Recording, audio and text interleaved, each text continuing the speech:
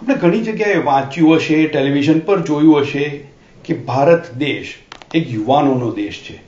આજે આખી દુનિયા પર નજર કરીએ તો સૌથી વધારે યુવા ધન ભારતમાં છે. આ યુવા ધનની તાકાત છે કંઈ, આ યુવા ધનના ફાયદા ઘણા છે.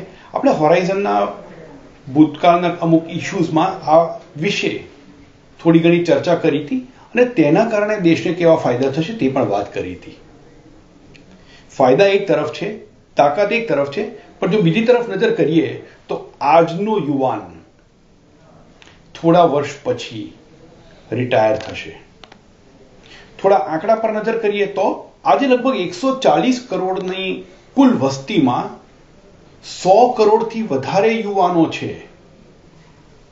હવે વિચાર કરો કે આજથી થોડા દશકાઓ પછીની જો વાત કરીએ તો તે વખતે કદાચ ભારત દેશ દુનિયામાં સૌથી વધારે રિટાયર્ડ લોકોનો પણ દેશ હોઈ શકે. અને આ જે રિટાયરમેન્ટનો સમય છે તેમાં આપણી આવક બંધ થાય છે પણ ખર્ચા તો શરૂ જ રહે છે. અને આ ખર્ચ પૂરા ક્યાંથી થાય? જે આપણે રિટાયરમેન્ટ માટે બચત કરીને જે ભંડોળ જમા કર્યું હોય તેમાંથી આવક આવે, તે આવકમાંથી આ ખર્ચ પૂરા થઈ શકે. અને એટલા માટે જ્યારે આપણે કામ કરતા હોઈએ તે વખતે બચત કરીને આ ભંડોળ ઊભું કરવું જરૂરી છે.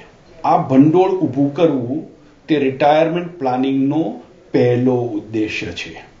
એક કુટુંબ કે એક વ્યક્તિ જો આ પ્લાનિંગ કરવામાં થોડું મોડું કરે ને તો તેમાંથી રિકવરી કરવી સહેલી છે, પણ જો આખો દેશ મોડું કરે ને તો કટોકટી સર્જાઈ શકે છે.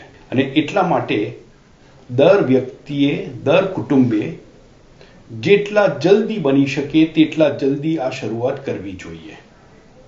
અને આ જે શરૂઆત કરવાની વાત છે તે બહુ સરળ છે.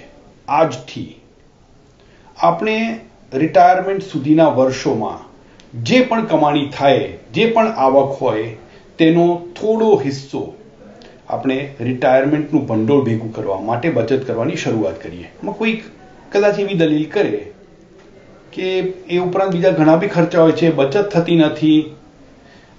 વાત સાચી છે, શક્ય છે, તો કરવાનું શું છે? જે બીજા મોટા ખર્ચા છે તે ખર્ચ માટે આપણે કઈ વ્યવસ્થા અલગથી કરવી જરૂરી છે, અથવા અમુક એવા ખર્ચા જે હોય છે કે જેમાં આપણે થોડી બાંધછોડ કરી શકીએ. દાખલા તરીકે કોઈને કુટુંબ સાથે દર મહિને 2 વાર કોઈ મોટા રેસ્ટોરાંમાં ડિનર કરવા માટે જવાની પ્રથા હોય તો દર મહિને 2 વાર જવાને બદલે 1 વાર જઈએ તો ચાલે. આમ તો 2 માંથી 1 જ કર્યું છે એટલે કે બહુ મોટી બાંધછોડ ના લાગે, પણ બચતના સંદર્ભમાં જોઈએ તો જેટલો ખર્ચો દર મહિને કરતા હતા તેનો 50% ખર્ચ પર આવી ગયા આપણે સીધા જ. આ જે બચત થઈને તે આપણે રિટાયરમેન્ટના ભંડોળ તરફ રોકાણ કરી શકીએ. અચ્છા, કોઈ કે નહીં મારે 2 વખત તો જવું જ પડે તો એમાં કંઈ વધારે બાંધછોડ ના થાય. અથવા કોઈ કહે કે હું તો દર મહિને 1 જ વખત મારા કુટુંબને લઈને જમવા જાઉં છું બહાર, તો મારે શું કરવાનું? કંઈ વાંધો નહીં. સારું જમવા મળે એ મોંઘું હોવું જરૂરી નથી, તો એવી કોઈ જગ્યા શોધી શકાય, એવો કોઈ વિકલ્પ શોધી શકાય. હા, નાના નાના જે આપણે પગલાં લઈએ ને તેની બચત બધી રિટાયરમેન્ટના ભંડોળમાં જોડી શકાય. અને આ જે ભંડોળ ધીમે ધીમે ભેગું થાય તે આપણા રિટાયર્ડ જીવનમાં બહુ મોટો ફેર પાડી શકે છે. બીજો એક ઉપાય કરી શકાય કે આપણે રિટાયરમેન્ટને મોડું કરી શકીએ. એવું કેવી રીતે થાય? કારણ કે મારે તો કંપનીએ અમુક ઉંમરે મને રિટાયર કરી જ દેશે. બરાબર છે. જે લોકોની એ પ્રકારની જોબ હોય કે જે કંપનીએ નક્કી કરેલું હોય કે આ દિવસ પછી રિટાયર થઈ જવાનું, તો પાર્ટ ટાઈમ કામ શોધી શકાય રિટાયરમેન્ટ પછી. પાર્ટ ટાઈમ કામ કરવાનો એક બહુ મોટો ફાયદો છે, અથવા તો ઘણા ફાયદા છે.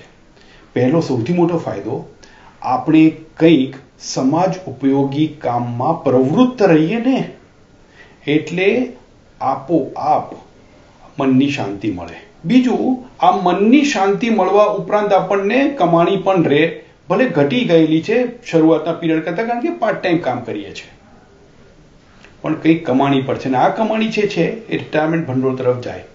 અને ત્રીજું, જેટલા આપણે કોઈ કામમાં વ્યસ્ત રહીએ એટલું ખર્ચ કરવાનો સમય ઓછો મળે. સો આજથી આ વિષয়ে વિચારવાનું અને રિટાયરમેન્ટનું પ્લાનિંગ કરવાનું શરૂ કરવું મોડું કરવામાં ફાયદો નથી આમાં. અને જો આ બધા જ ભારતીયો સાથે મળીને આ વિચારે તો ભારત દેશનું ભવિષ્ય ખૂબ ઉજ્જવળ છે. સો આપ સૌને એક ઉજ્જવળ ભવિષ્યની શુભકામનાઓ. મ્યુચ્યુઅલ ફંડમાંના રોકાણો બજારના જોખમોને આધીન છે. સ્કીમથી સંબંધિત બધા દસ્તાવેજો કાળજીપૂર્વક વાંચો.